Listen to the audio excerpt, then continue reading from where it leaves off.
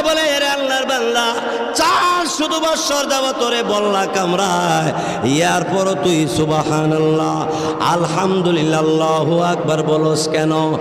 আর কোন উদ্দেশ্য আসেনি? লোকটা তখন ডাক দিয়ে বলে, ওরে আল্লাহর বান্দা, আর একটা উদ্দেশ্য হইল, আল্লাহ রাব্বুল আলামিন আসমান জমিনকে ভেঙে চুরমার করে যেদিন কিয়ামত কায়েম করবে, প্রতিটা মানুষের জীবনের হিসাব মহান আল্লাহ রাব্বুল আলামিনের দরবারে যখন নিবে, আমি তখন আল্লাহ রাব্বুল আলামিনের সামনে দাঁড়াইয়া আমি কি জবাব দিব?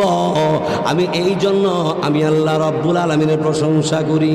আমার আল্লাহ যদি আমার জিজ্ঞাসা করে, কি নিয়ে আসছো দুনিয়াতে, কি করে আসছো বলো, তখন আমি ডাক দিয়ে আল্লাহকে বলবো, আল্লাহ রাব্বুল আলামিন, আমি খেত খামারে কাজ করতে পারি নাই, দোকানদারি করতে পারি নাই, আমি চাকরিও করতে পারি